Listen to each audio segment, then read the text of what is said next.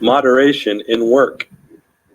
In order to gain a little money, many deliberately arrange their business matters so that it necessarily brings a great amount of hard work upon those laboring out of doors and upon their families in the house. The bone, muscle, and brain of all are taxed to the utmost.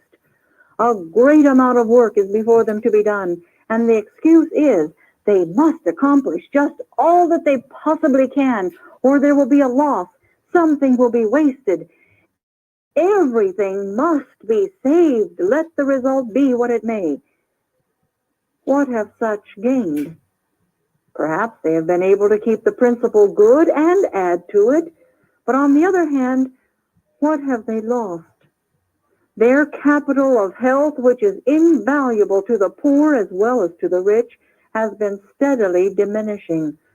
The mother and the children have made repeated drafts upon their fund of health and strength, thinking that such an extravagant expenditure would never exhaust their capital until they are surprised at last to find their vigor of life exhausted. They have nothing left to draw upon in case of emergency. The sweetness and happiness of life are embittered by racking pains and sleepless nights. Both physical and mental vigor are gone. The husband and father who, for the sake of gain, made the unwise arrangement of his business, it may be with the full sanction of the wife and mother, may, as the result, bury the mother and one or more of the children. Health and life were sacrificed for the love of money. Read 1 Timothy 6, verse 10.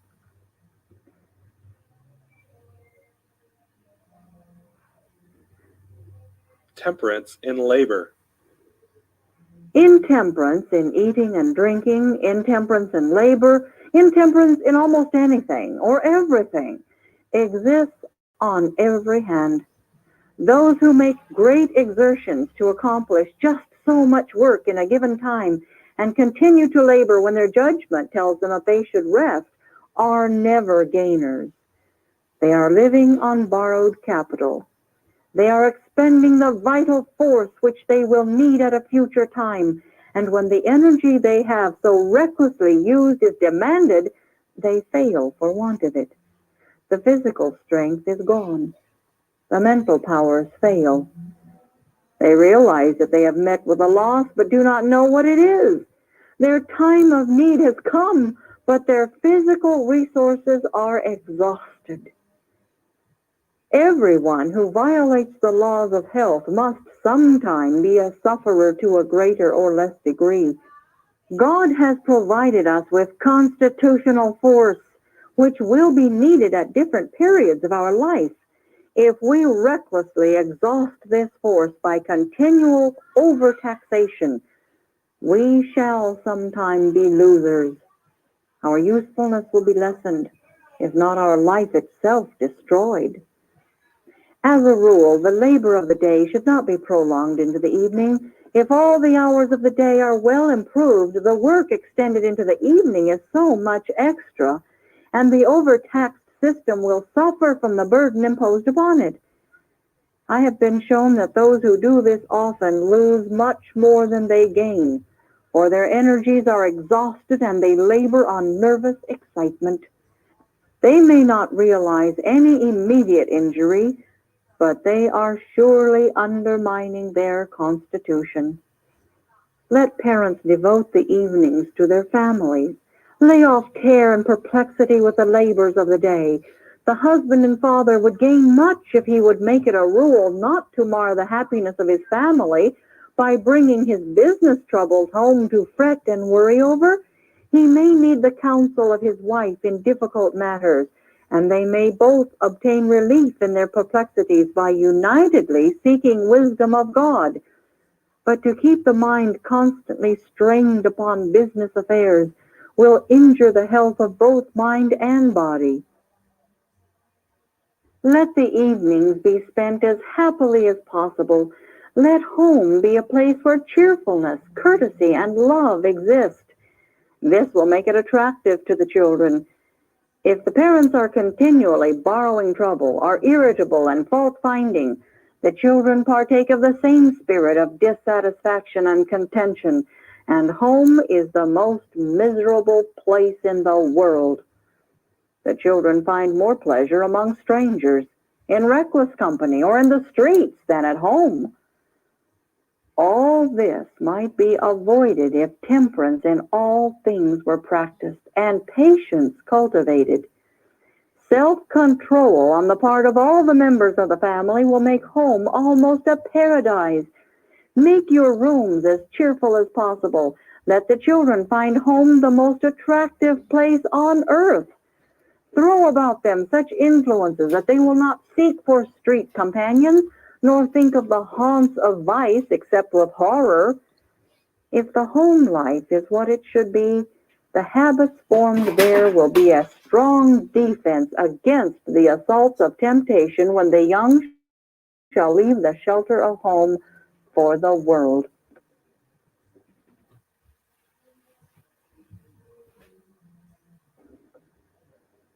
Order and cleanliness.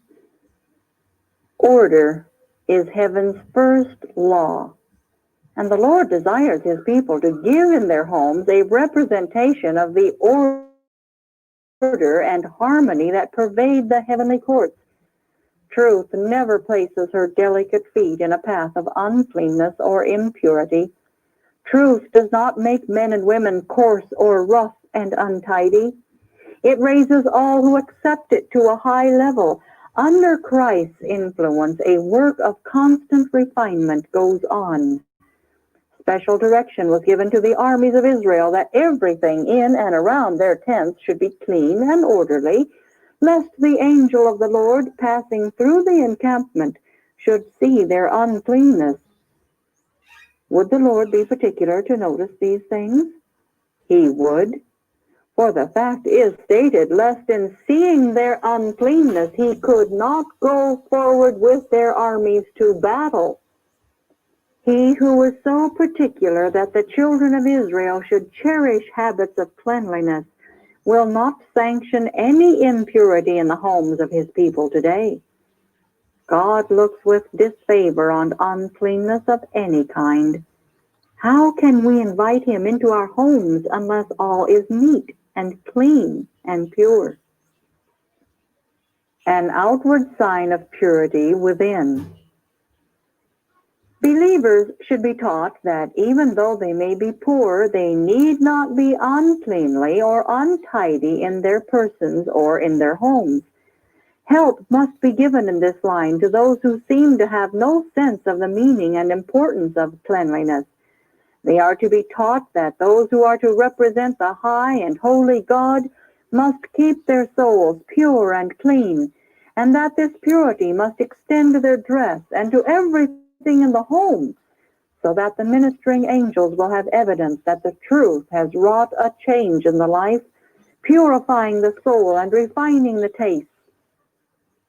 Those who, after receiving the truth, make no change in word or deportment, in dress or surroundings, are living to themselves, not to Christ. They have not been created anew in Christ Jesus unto purification and holiness. Some are very untidy in person. They need to be guided by the Holy Spirit to prepare for a pure and holy heaven.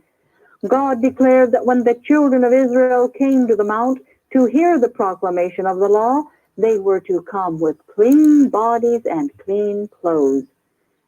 Today, his people are to honor him by habits of scrupulous neatness and purity. Christians will be judged by the fruit they bear. The true child of God will be neat and clean. While we are to guard against needless adornment and display, we are in no case to be careless and indifferent in regard to outward appearance. All about our persons and our homes is to be neat and attractive.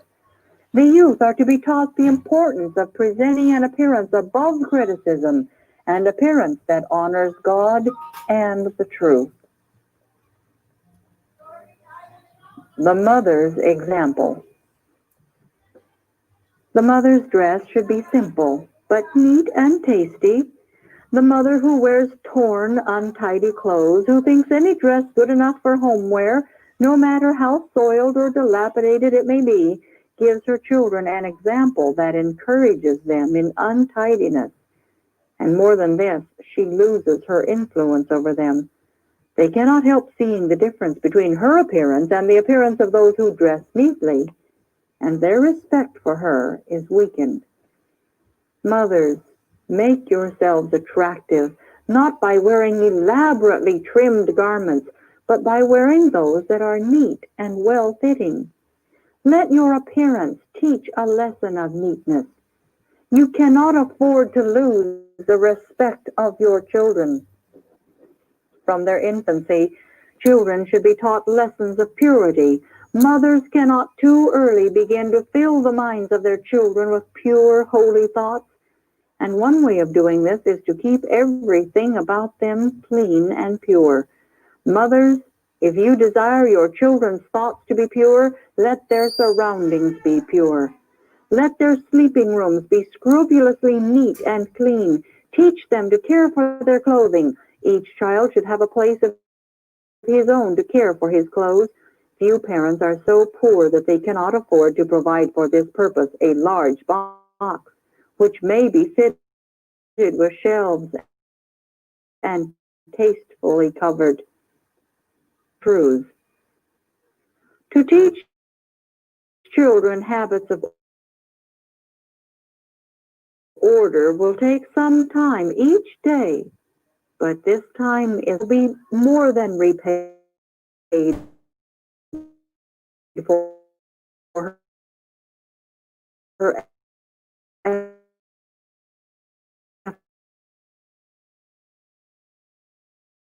efforts in this direction. See that the children have a daily bath, followed by friction. Tell your children, we are living in the last days. Soon Christ is coming for his people to take them to the mansions he and enter those mansions. Heaven is pure and holy, and those who pass through the gates of the city of God here must be clothed with inward and outward purity.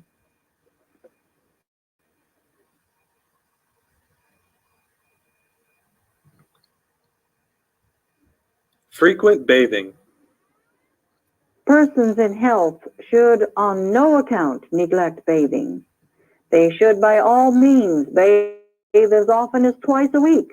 Those who are not in health have impurities in the blood, and the skin is not in a healthy condition. The multitude of pores or little mouths through which the body breathes become clogged and filled with waste matter. The skin needs to be carefully and thoroughly cleansed, that the pores may do their work in freeing the body from impurities. Therefore, feeble persons who are diseased surely need the advantages and blessings of bathing as often as twice a week. And frequently, even more than this, is positively necessary. Whether a person is sick or well, respiration is more free and easy if bathing is practiced. By it, the muscles become more flexible. The mind and body are alike invigorated. The intellect is made brighter, and every faculty becomes livelier. The bath is a soother of the nerves. It promotes general perspiration, quickens the circulation, overcomes obstructions in the system, and acts beneficially on the kidneys and urinary organs. Bathing helps the bowels, stomach, and liver, giving energy and new life to each. It also promotes digestion, and instead of the system being weakened, it is strengthened. Instead of increasing the liability to cold, a bath properly taken fortifies against cold because the circulation is improved, and the uterine organs, which are more or less congested, are relieved. For the blood is brought to the surface, and a more easy and regular flow of the blood through all the blood vessels is obtained.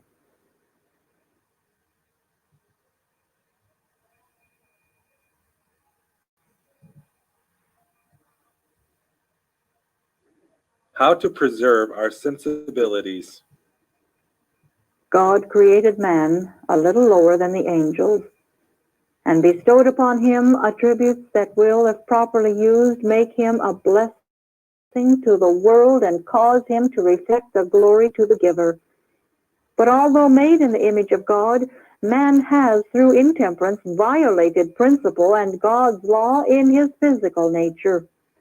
Intemperance of any kind benumbs the perceptive organs and so weakens the brain nerve power that eternal things are not appreciated, but placed upon a level with the common.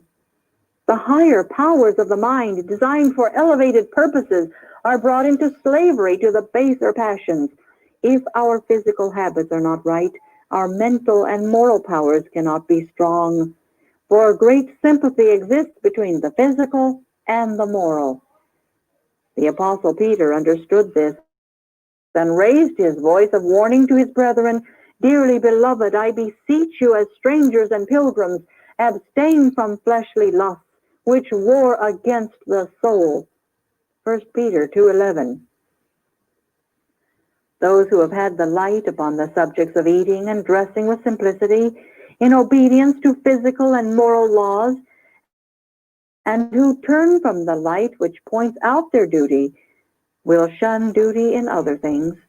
If they blunt their consciences to avoid the cross which they will have to take up, to be in harmony with natural law, they will, in order to shun reproach, violate the 10 Commandments.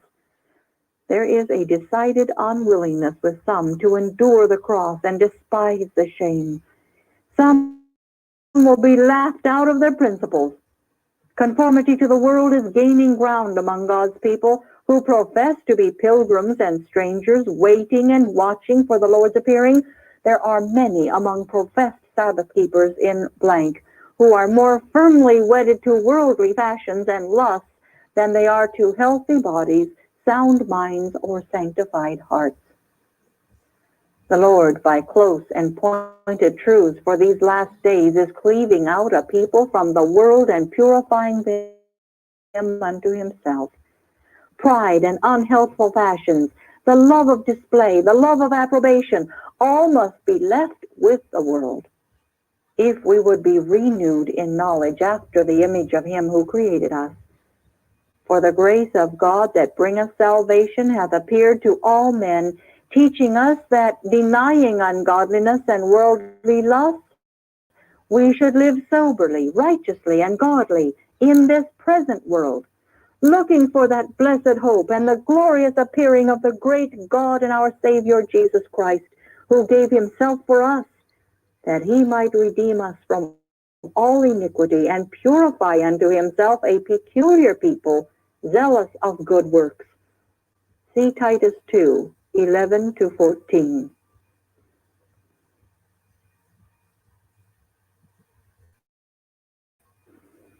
To a brother.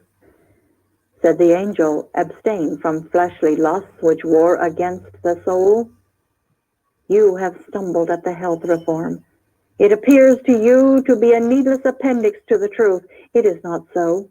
It is a part of the truth. Here is a work before you which will come closer and be more trying than anything which has yet been brought to bear upon you.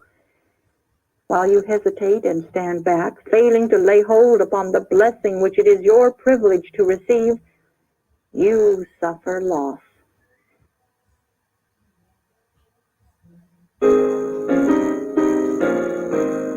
Section 3. Diet and health. Relation of diet to health and morals.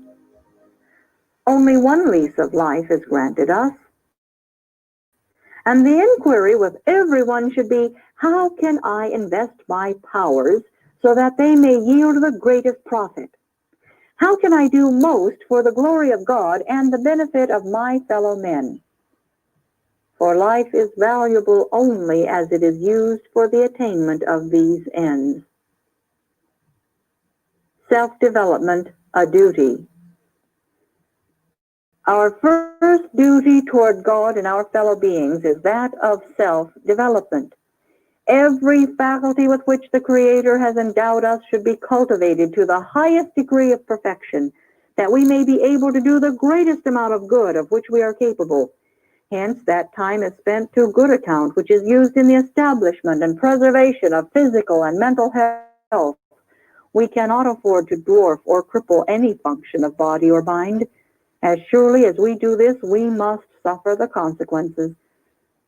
Every man has the opportunity, to a great extent, of making himself whatever he chooses to be.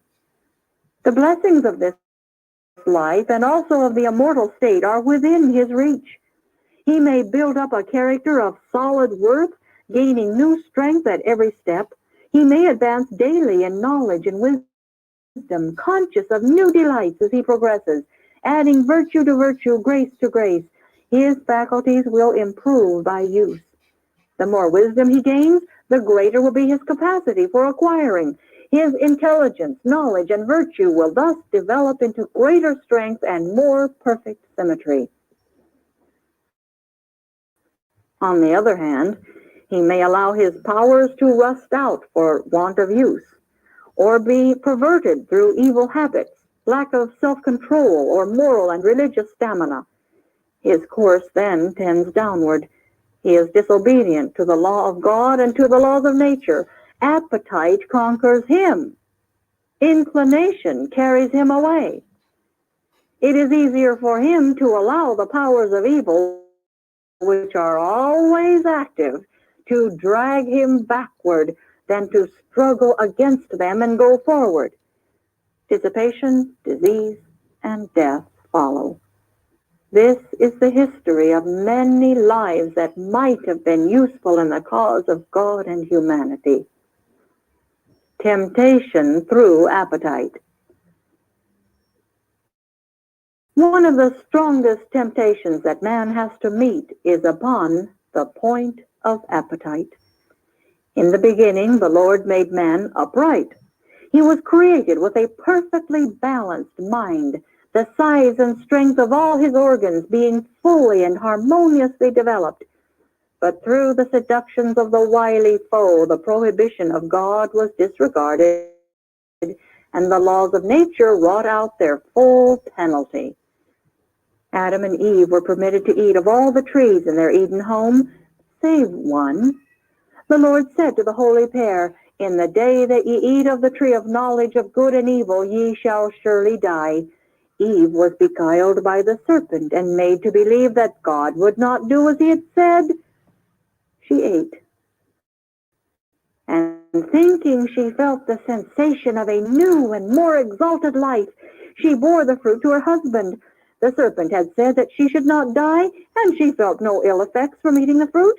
Nothing which could be interpreted to mean death, but instead a pleasurable sensation, which she imagined was as the angels felt. Her experience stood arrayed against the positive command of Jehovah. Yet Adam permitted himself to be seduced by it. Thus we often find it, even in the religious world. God's express commandments are transgressed, and because sentence against an evil work is not executed speedily, therefore the heart of the sons of men is fully set in them to do evil. Ecclesiastes 8:11. In the face of the most positive commands of God, men and women will follow their own inclinations and then dare to pray over the matter, or prevail upon God to allow them to go contrary to his expressed will. Satan comes to the side of such persons as he did to Eve in Eden, and he impresses them. They have an exercise of mind, and this they relate as a most wonderful experience which the Lord has given them. But true experience will be in harmony with natural and divine law. False experience arrays itself against the laws of life and the precepts of Jehovah. Appetite ruled antediluvians. Since the first surrender to appetite, mankind have been growing more and more self-indulgent until health has been sacrificed on the altar of appetite. The inhabitants of the antediluvian world were intemperate in eating and drinking. They would have flesh meats, although God had at that time given man no permission to eat animal food. They ate and drank till the indulgence of their depraved appetite knew no bounds, and they became so corrupt that God could bear with them no longer. Their cup of iniquity was full, and he cleansed the earth of its moral pollution by a flood. Intemperance after the flood. As men multiplied upon the earth after the flood, they again forgot God and corrupted their ways before him. Intemperance in every form increased until almost the whole world was given up to its sway. Entire cities have been swept from the face of the earth because of the debasing crimes and revolting iniquity that made them a blot upon the fair field of God's created works. The gratification of unnatural appetite led to the sins that caused the destruction of Sodom and Gomorrah. God ascribes the fall of Babylon to her gluttony and drunkenness. Indulgence of appetite and passion was the foundation of all their sins.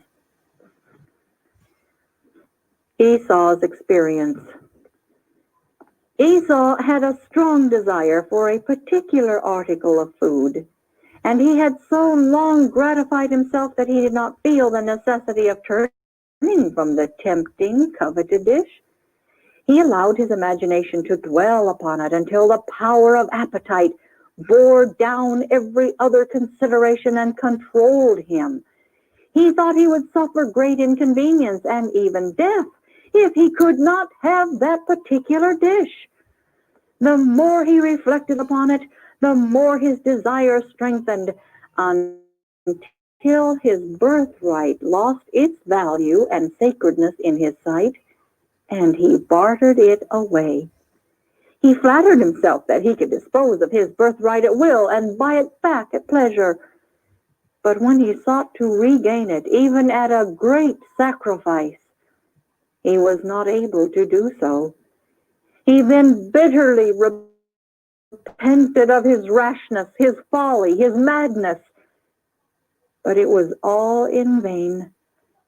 He had despised the blessing, and the Lord had removed it from him forever. Israel desired the flesh pots of Egypt. When the God of Israel brought his people out of Egypt, he withheld flesh meats from them in a great measure, but gave them bread from heaven and water from a flinty rock. With this they were not satisfied. They loathed the food given them and wished themselves back in Egypt, where they could sit by the flesh pots. They preferred to endure slavery and even death, rather than to be deprived of flesh. God granted their desire, giving them flesh, and leaving them to eat till their gluttony produced a plague from which many of them died. Example after example might be cited to show the effects of yielding to appetite.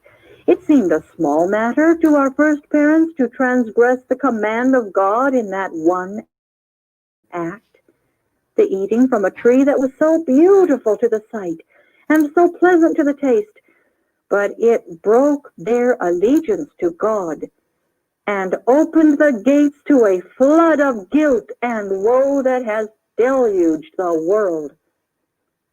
Intemperance and crime. Crime and disease have increased with every succeeding generation. Intemperance in eating and drinking and the indulgence of the baser passions have benumbed the nobler faculties of man. Reason, instead of being the ruler, has come to be the slave of appetite to an alarming extent. An increasing desire for rich food has been indulged until it has become the fashion to crowd all the delicacies possible into the stomach. Especially at parties of pleasure is the appetite indulged with but little restraint. Rich dinners and late suppers are served, consisting of highly seasoned meats, with rich sauces, cakes, pies, ices, tea, coffee, etc. No wonder that with such a diet people have sallow complexions and suffer untold agonies from dyspepsia. against every transgression of the laws of life. Nature will utter her protest. She bears abuse as long as she can, but finally the retribution comes, and it falls upon the mental as well as the physical powers. Nor does it end with the transgressor. The effects of his indulgence are seen in his offspring, and thus the evil is passed down from generation to generation. Our youth lack self-control. The youth of today are a sure index to the future of society. And as we view them, what can we hope for that future? The majority are fond of amusement and averse to work. They lack moral courage to deny self and to respond to the claims of duty. They have but little self-control and become excited and angry on the slightest occasion. Very many in every age and station of life are without principle or conscience, and with their idle, spendthrift habits, they are rushing into vice and are corrupting society until our world is becoming a second Sodom. If the appetites and passions were under the control of reason and religion, society would present a widely different aspect. God never designed that the present woeful conditions of things should exist. It has been brought about through the gross violation of nature's laws. The character is formed to a great extent in early years. The habits then established have more influence than any natural endowment in making men either giants or dwarfs of intellect. For the very best talents may, through wrong habits, become warped and enfeebled. The earlier in life one contracts hurtful habits, the more firmly will they hold their victim in slavery, and the more certainly will they lower his standard of spirituality. On the other hand, if correct and virtuous habits are formed in youth, they will generally mark the course of the possessor through life. In most cases, it will be found that those who in later life reverence God and honor the right learned that lesson before there was time for the world to stamp its image of sin upon the soul. Those of mature age are generally as insensible to new impressions as is the hardened rock. But youth is impressible. Youth is the time to acquire knowledge for daily practice through life. A right character may then be easily formed. It is the time to establish good habits, to gain and to hold the power of self-control. Youth is the sowing time, and the seed sown determines the harvest, both for this life and the life to come. Responsibility of parents. Parents should make it their first object to become intelligent in regard to the proper manner of dealing with their children, that they may secure to them sound minds in sound bodies. The principles of temperance should be carried out in all the details of home life.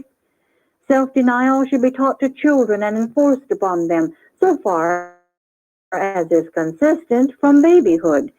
Teach the little ones that they should eat to live, not live to eat. That appetite must be held in abeyance to the will, and that the will must be governed by calm, intelligent reason. If parents have transmitted to their children tendencies which will make more difficult the work of educating them to be strictly temperate, and of cultivating pure and virtuous habits, what a solemn responsibility rests upon the parents to counteract that influence by every means in their power. How diligently and earnestly should they strive to do their duty by their unfortunate offspring. To parents is committed the sacred trust of guarding the physical and moral constitution of their children. Those who indulge a child's appetite and do not teach him to control his passions may afterwards see in the tobacco-loving, liquor-drinking slave whose senses are benumbed and whose lips utter falsehood and profanity the terrible mistake they have made. It is impossible for those who give the reins to appetite to attain to Christian perfection. The moral sensibilities of your children cannot be easily aroused unless you are careful in the selection of their food. Many a mother sets a table that is a snare to her family. Flesh meats, butter, cheese, rich pastries, spiced foods, and condiments are freely partaken of by both old and young. These things do their work in deranging the stomach, exciting the nerves, and enfeebling the intellect. The blood-making organs cannot convert such things into good blood. The grease cooked in the food renders it difficult of digestion. The effect of cheese is deleterious. Fine flour bread does not impart to the system the nourishment that is to be found in unbolted wheat bread. Its common use will not keep the system in the best condition. Spices at first irritate the tender coating of the stomach, but finally destroy the natural sensitiveness of this delicate membrane. The blood becomes fevered, the animal propensities are aroused, while the moral and intellectual powers are weakened and become servants to the baser passions. The mother should study to set a simple yet nutritious diet before her family. God has furnished man with abundant means for the gratification of an unperverted appetite. He has spread before him the products of the earth, a bountiful variety of food that is palatable to the taste and nutritious to the system. Of these our benevolent Heavenly Father says we may freely eat. Fruits, grains, vegetables prepared in a simple way, free from spice and grease of all kinds, make, with milk or cream, the most healthful diet. They impart nourishment to the body and give a power of endurance and vigor of intellect that are not produced by a stimulating diet. Evils of meat eating. Those who use flesh meats freely do not always have an unclouded brain and an active intellect, because the use of the flesh of animals tends to cause a grossness of body and to benumb the finer sensibilities of the mind. The liability to disease is increased by flesh eating. We do not hesitate to say that meat is not essential to the maintenance of health and strength.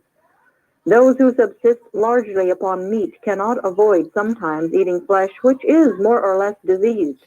In many cases, the process of fitting animals for market produces an unhealthy condition. Shut away from light and pure air, inhaling the atmosphere of filthy stables, the entire body soon becomes contaminated with foul matter, and when such flesh is received into the human body, it corrupts the blood, and disease is produced. If the person already has impure blood, this unhealthful condition will be greatly aggravated.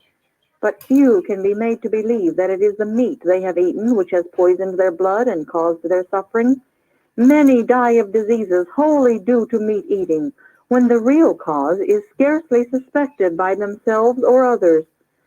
Some do not immediately feel its effects, but this is no evidence that it does not hurt them. It may be doing its work surely upon the system, yet for the time being the victim may realize nothing of it.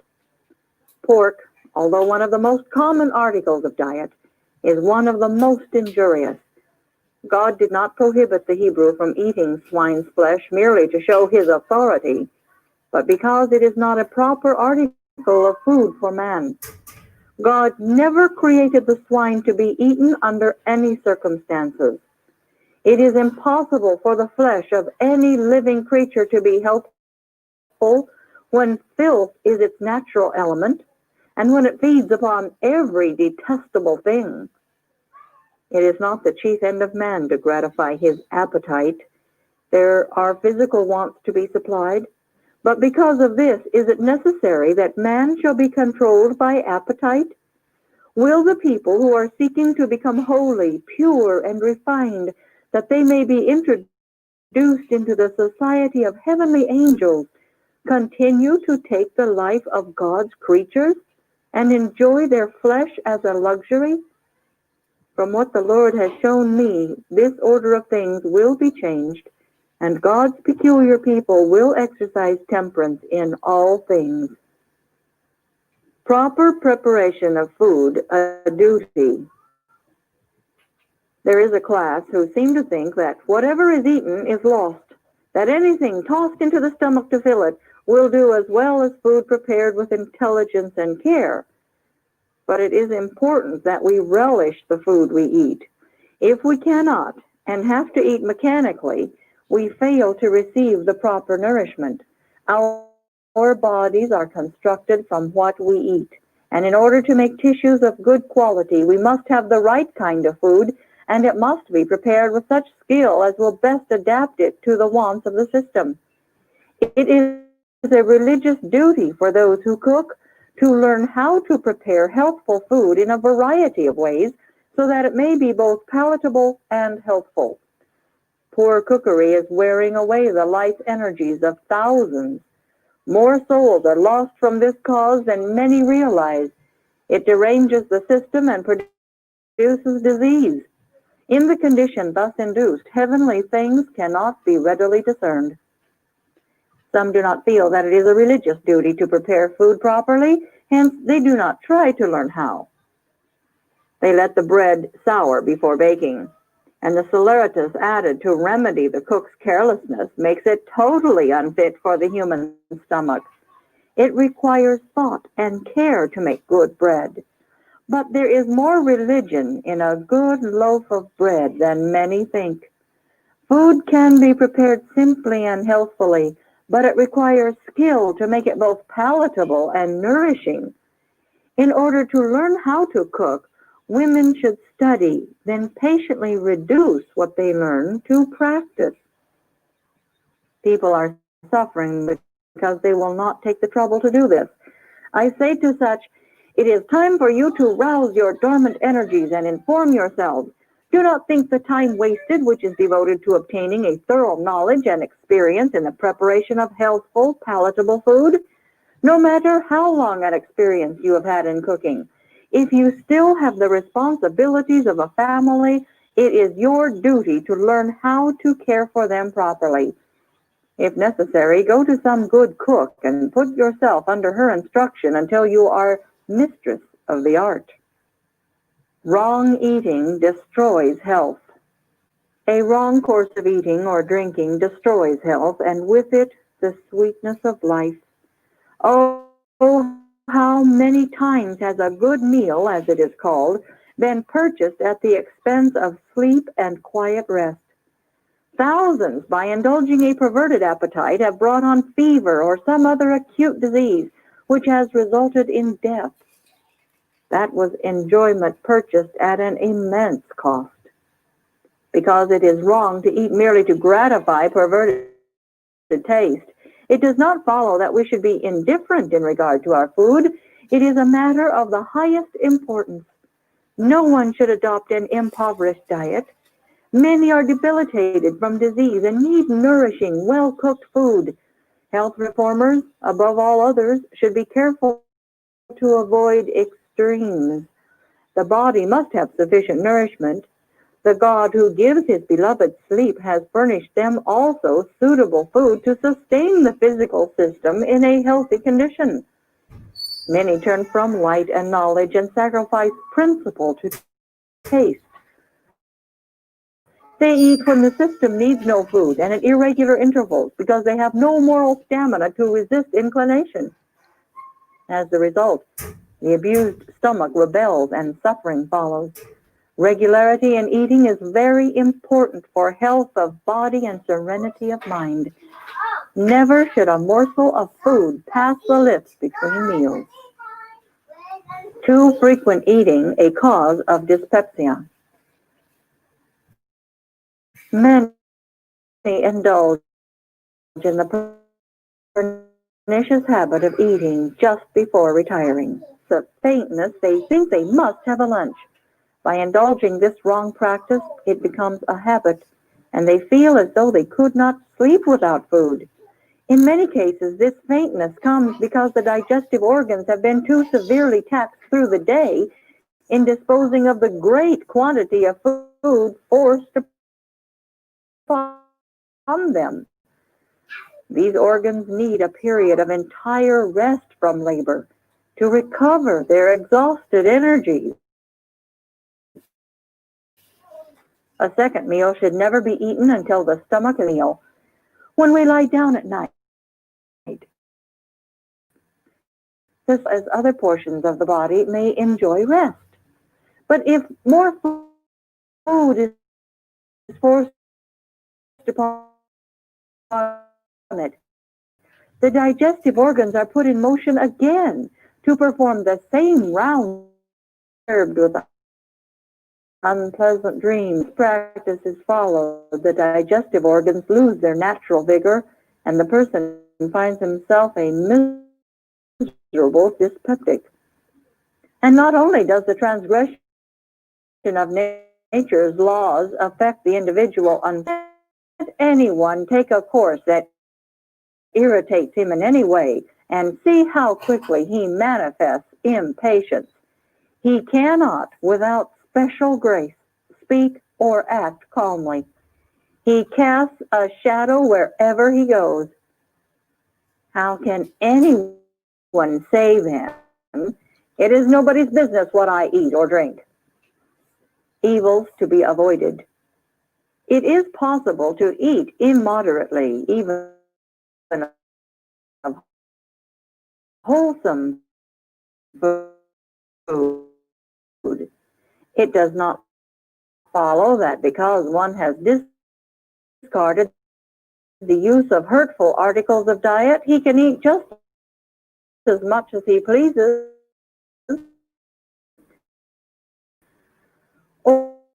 Overeating, no matter what the quality of the food. Many make a mistake in drinking cold water with their meal. The greater the injury to the stomach.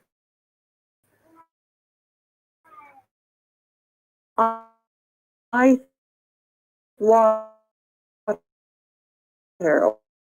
or ice lemonade taken with meals will arrest digestion until the system has imparted sufficient warmth to the stomach to take a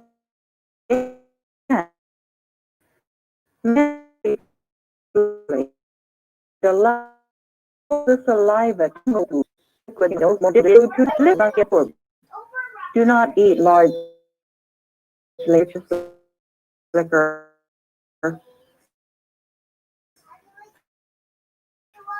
Eat slowly.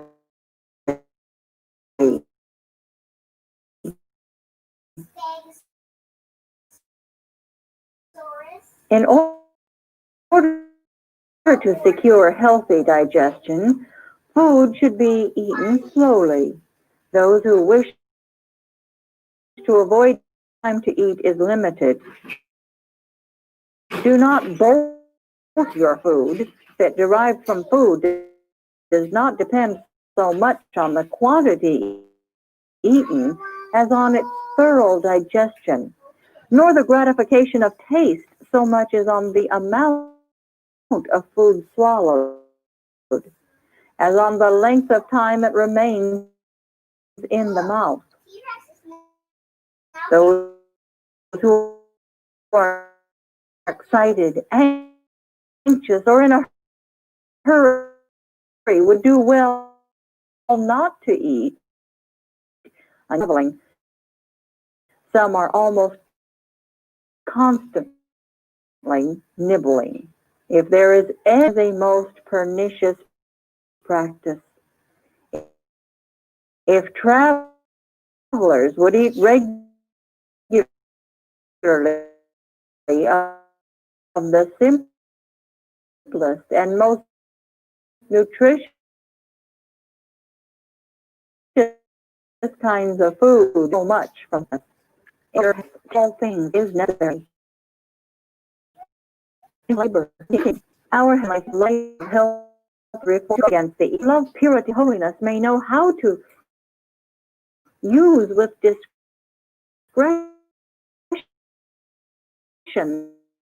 the good things he has provided for them, and that by extemporary life they may be sanctified through the truth. At general meetings and camp meetings, we push in a similar manner. We should not turn these seasons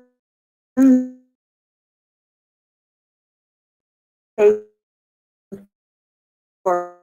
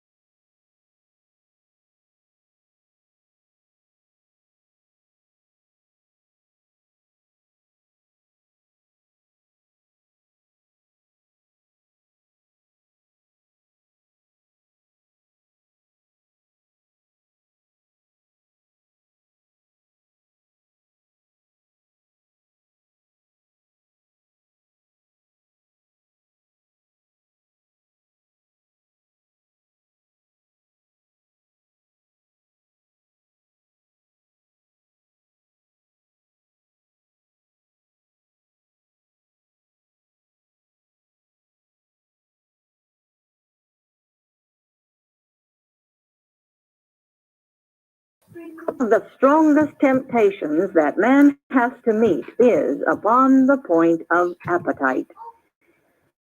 Between the mind and the body, there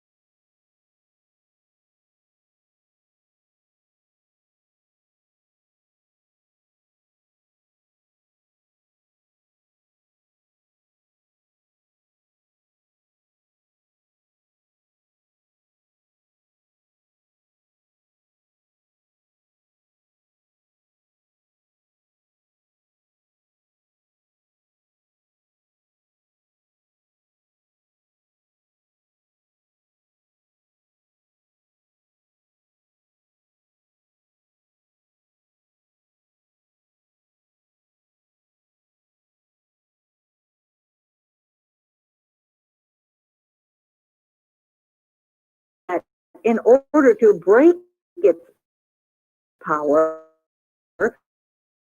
the divine Son of God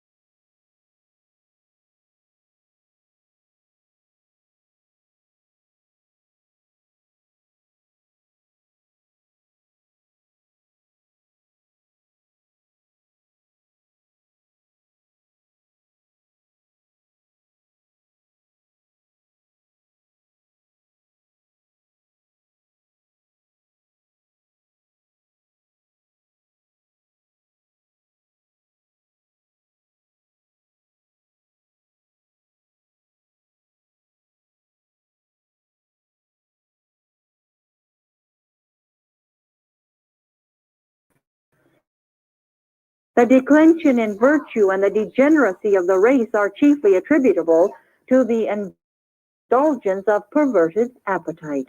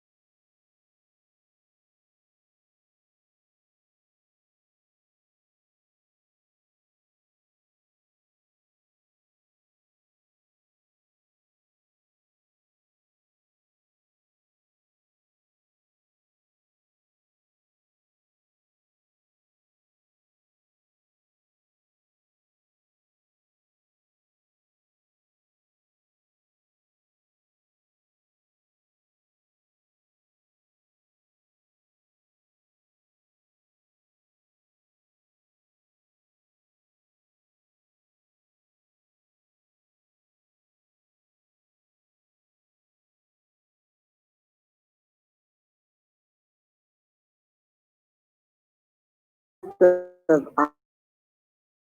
unhealthful food. After a time, through continued indulgence, the digestive organs become weakened and the food taken does not satisfy the appetite. Unhealthy conditions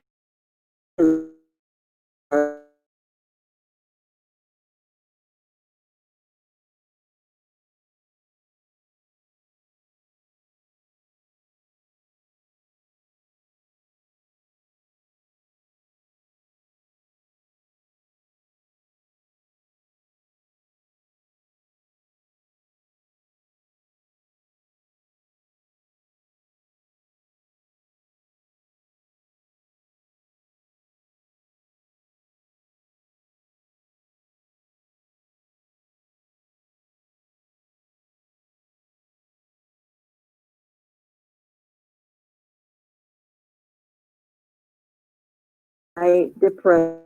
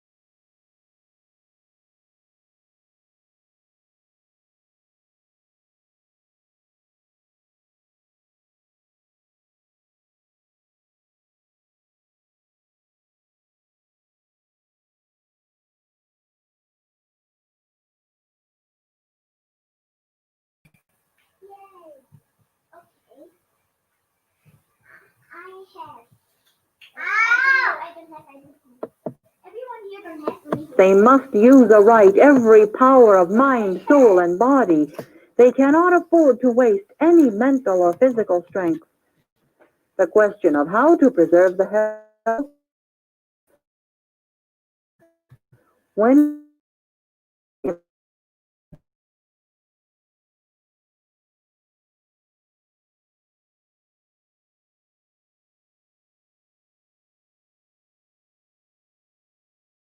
this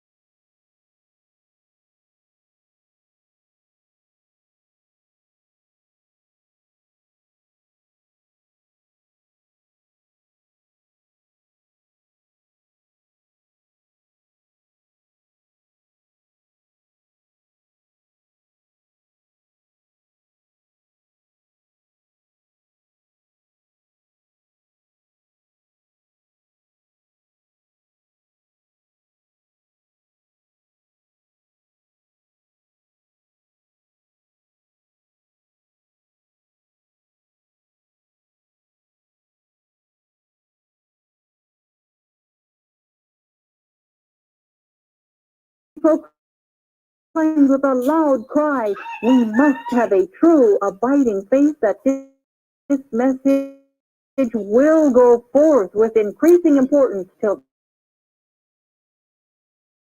there are some professed believers who, while they reject those portions that condemn their favorite indulgences, such persons are working contrary to their own welfare and the welfare of the church of the light.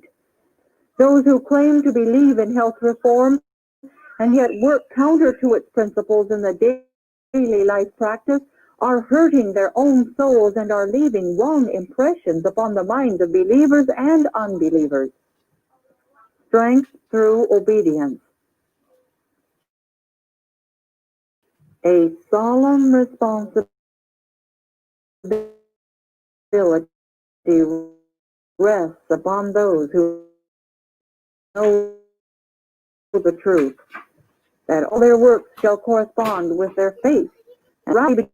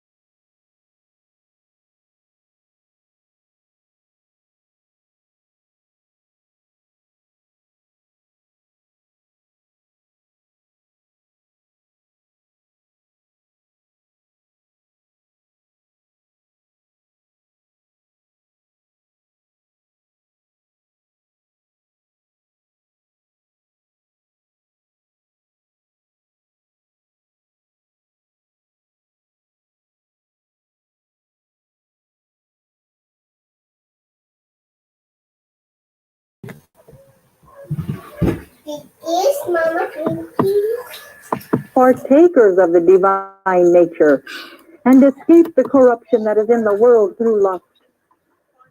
The power of Christ alone can work the transformation in heart and mind that all must experience who would partake with him of the new life in the kingdom of heaven.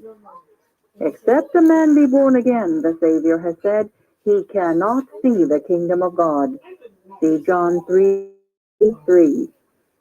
The religion that comes from God is the only religion that can lead to God. In order to serve him aright, we must be born of the divine spirit. This will lead to watchfulness. It will purify the heart and renew the mind and give us a new capacity for knowing and loving God. It will give us willing obedience to all his requirements. This is true worship. God requires of his people continual advancement. We need to learn that indulged appetite is the greatest hindrance to mental improvement and soul sanctification. With all our profession of health reform, many of us eat improperly. Indulgence of appetite is the greatest cause of physical and mental debility and lies largely at the foundation of feebleness and premature death. Let the individual who is seeking to possess purity of spirit bear in mind that in Christ there is power to control the appetite. Flesh foods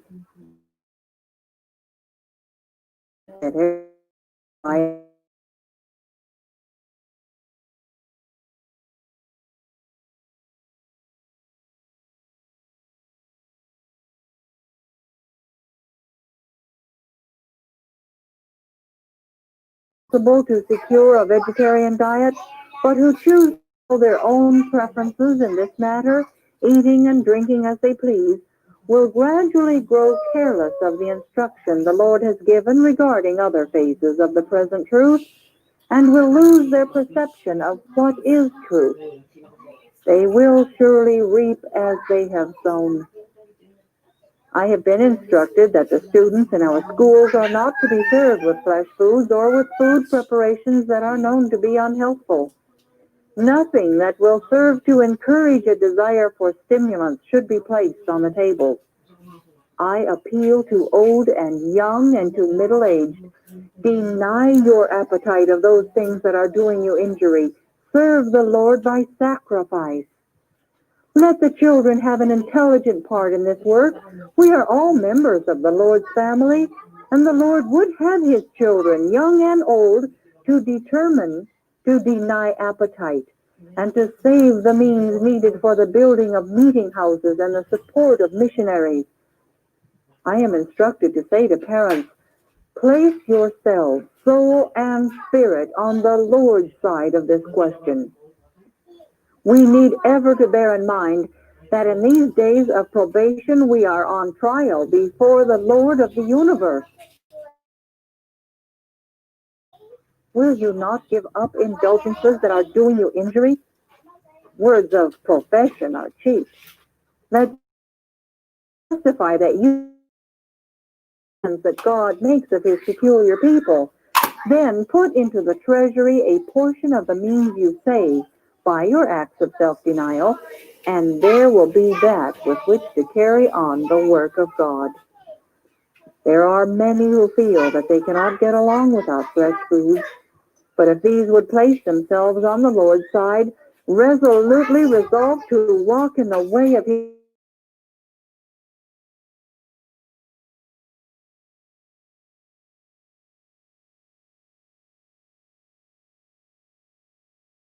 much could be saved for the cause of God by acts of self-denial. The small sums saved by deeds of sacrifice will do more for the upbuilding of the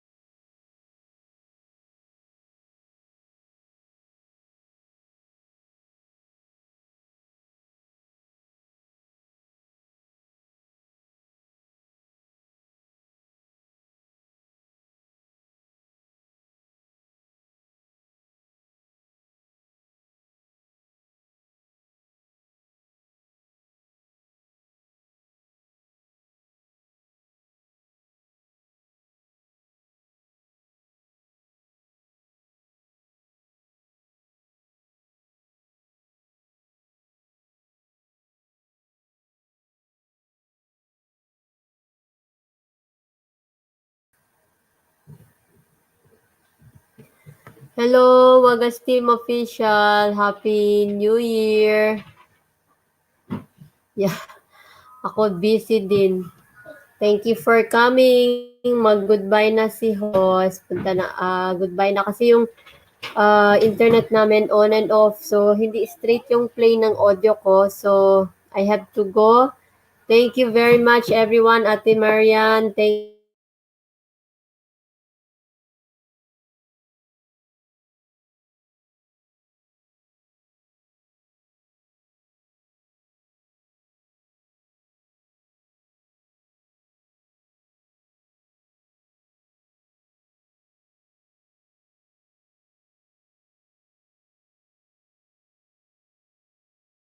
So,